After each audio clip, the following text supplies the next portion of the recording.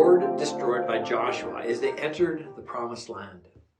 Jericho, cursed by Joshua that whoever undertakes to rebuild this city would lose his firstborn at the cost of laying the foundation, and would lose his youngest son, at the cost of setting up the gates. Joshua 6, verse 26. Jericho, living out its curse when Hiel of Bethel began reconstruction, and his firstborn Abiram died, and his youngest son Segub died when he set up the gates. 1 Kings 16:34. Jericho, by the time Jesus arrived on the scene, had become the richest city in the region. Situated in the valley at the crossing of the Jordan River, it became the center of much commerce and trade. The locals called it the City of Palms, with balsam forests and rose gardens to add to its fame. Jericho became one of the greatest taxation centers in Palestine, and Zacchaeus was its top tax collector. He had risen to the peak of his profession, and this made him the most hated man in Jericho. Zacchaeus was undoubtedly very wealthy, but that does not make him happy. Inevitably, he became lonely, for he had chosen a way of life that made him an outcast. And not just an outcast, but Zacchaeus was ostracized. Ostracized. Interesting word. My first guess is that the word has something to do with ostrich. Does anyone else think that? You know, how an ostrich puts its head in the sand. It's ostracized. Well, I looked it up, and I was in no way near the origin and roots of the word. Ostracized comes from the Greek word ostrakon, which is a potsherd. Potsherds are fragments of broken pottery that people used to cast a ballot. By putting an X or an O on the potsherd, you can cast your vote in favor or against whatever it is that's being voted on. Can you imagine all the people casting a ballot against Zacchaeus? Can you imagine how high the pile would be in favor of casting Zacchaeus out of the city? Zacchaeus was ostracized and was an outcast.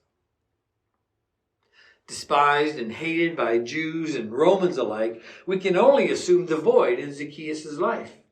And this void would quickly be filled with guilt for stealing from his clients, or shame for betraying his own peoples to the Roman overlords. And that only hastened a sense of uncertainty and therefore insecurity. We can easily imagine that Zacchaeus was desperate and in need of something. But what? If any of you have been following the Chosen television series about Jesus and his disciples, then you would have seen that Matthew, also a tax collector, was hated and despised by those in the city of Capernaum. Matthew had to fear for his life. Walking from home to work and back again was a treacherous path. So he hid in an ox cart to ferry him to work each day. Zacchaeus must have faced the same peril. Speaking of Matthew, undoubtedly Zacchaeus has heard about Matthew aborting his post and following this new rabbi, Jesus of Nazareth. And that would have stirred some wonder within Zacchaeus. And so when Jesus was reportedly coming to Jericho, Zacchaeus just had to see this man for himself. So, as we saw in the video story, or as you read in the Bible, Zacchaeus went out to see who this Jesus was. What did Matthew see in Jesus? Was there something as well for him? Zacchaeus had to find out for himself. Not wanting to be seen, but certainly wanting to see, he climbed a tree to watch the procession. Well, you know how the story unfolds. When Jesus reached the spot where Zacchaeus was perched, like a little bird up in a tree, he was perched, Jesus looked up directly at him and said, "Zacchaeus, come down immediately. I must stay at your house today." Now, this is an interesting twist in the story, culturally speaking, that is. We know that Levi, a tax collector, invited Jesus over for dinner. But here, Jesus is inviting himself over to Zacchaeus' house. So I ask you, who is the host here? Is Zacchaeus the host, or is Jesus the host? Jesus really blurs the lines here between the traditional roles of hosts and guests. So I invite you to discuss this question amongst yourselves. Who is the host and who is the guest? What role does Zacchaeus play, and what role does Jesus play? I invite you to look at the story in Luke 19, verses 1 to 10. Maybe there are clues in there for you. Let's take 4 minutes or so to talk it through at your tables, and then I will invite some of you to share what you came up with. All right.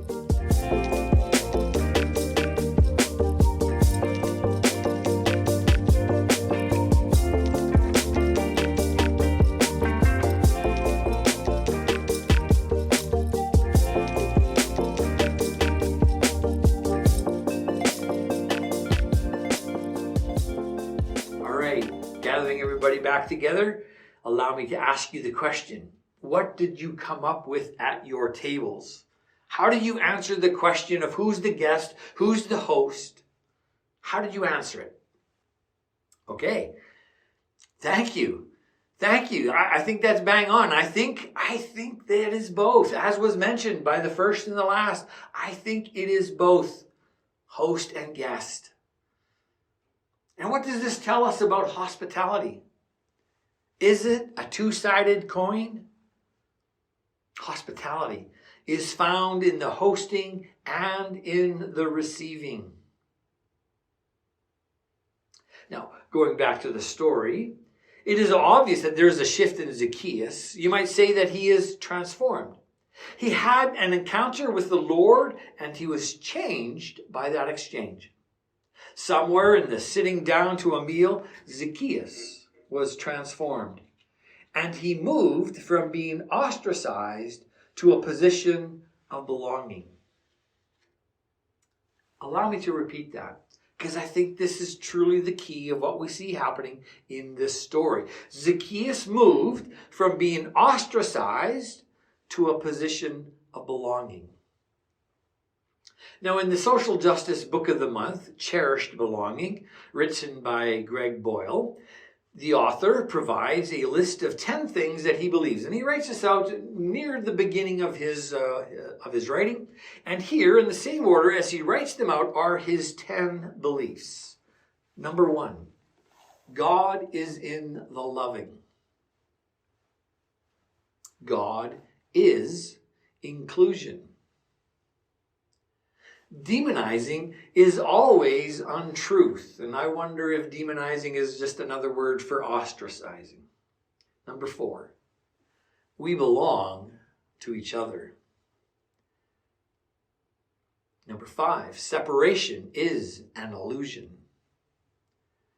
Number 6, tenderness is the highest form of spiritual maturity.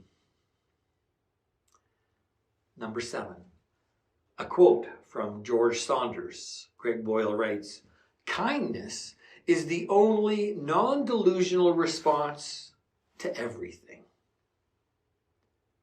Number 8, love your neighbor as you love your child. Number 9, we are all unshakably good. And number 10, a community of cherished belonging is God's dream come true. And I think that's the main theme, the main premise for his whole book, Cherished Belonging, is that a community of cherished belonging is God's dream come true. So as I look at this list of belonging, I see how many of them apply to Zacchaeus and his story. So I would like to invite you to once again share amongst yourselves which of these 10 beliefs do you see active in the Zacchaeus story. Just go around the table, each sharing one point. Maybe start at number 1 and then go around, each taking a turn to say if that point applies or not. Let's leave some room for discussion or clarification, but try to make it all the way through all 10 points. Okay? Do these 10 points apply to the Zacchaeus story? That's our question. And for those of you listening at home, I invite you to listen to the list one more time. And you can think as to whether or not this fits with the Zacchaeus story. God is in the loving, number 1. Number 2, God is inclusion. Number 3, demonizing is always untruth. Number 4, we belong to each other. Number 5, separation is an illusion. Number 6, tenderness is the highest form of spiritual maturity. Number 7, kindness is the only non-delusional response to everything. Number 8, love your neighbor as you love your child. Number 9, we are all unshakably good. And number 10, a community of cherished belonging is God's dream.